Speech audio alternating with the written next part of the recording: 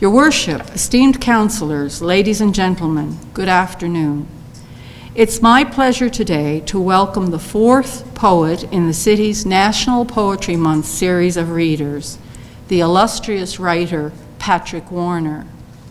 Patrick Warner was born in Claremorris, County Mayo, Ireland. He emigrated to Canada as a young man in 1980, and since then has lived mainly in St. John's. He has published 5 collections of poetry, the most recent being Octopus in 2016. He has also published 3 novels, among them My Camino in 2019. By day, he is the Rare Books and Special Collections Librarian for Memorial University Libraries. One reviewer said of his work, Warner's poems can be comical, tender, brutal, or any combination of the above. But whatever their individual methods, they are always enlightening in their implied connections, sublime in their musical inventiveness. The poem Patrick Warner will read today, The Particulars, transports us through time and space between a past picnic in Ireland and a picnic in present Newfoundland. It captures in its shiftings what is called, in one line of the poem, a simultaneous forward-backward superimposition. By the way, you will be able to find this poem eventually on the poetry podcast, Flahulic, which I host with the support of the City of St. John's, the Office of Public Engagement at Memorial University, and CHMR Radio at Memorial. The third series, the first 2 series are there. The third series should be coming over the next couple of months.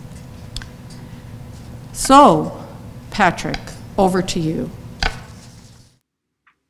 In 1980, my family and I took a day trip to Achill Island in the west of Ireland.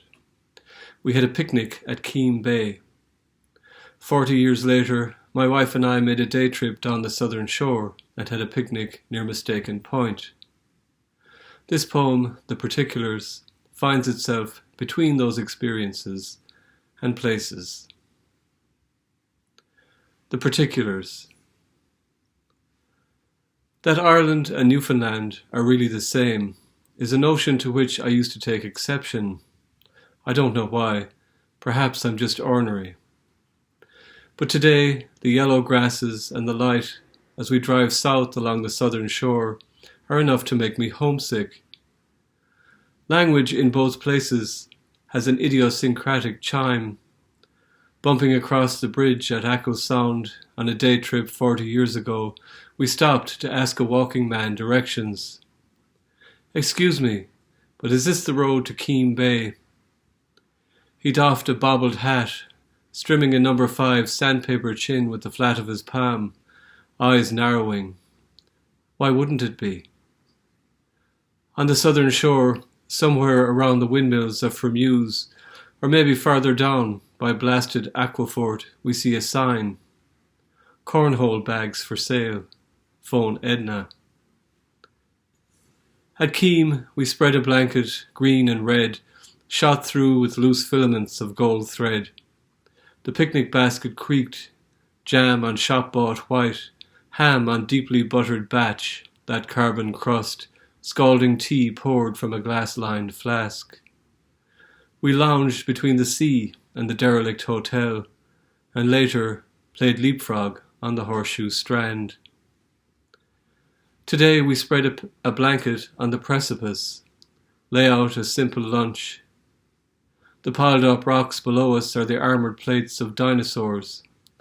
Nearby is Mistaken Point, once known for being home to among the world's oldest fossils. A description recently revised to read, "Home of the world's oldest fossils." It seems they were mistaken.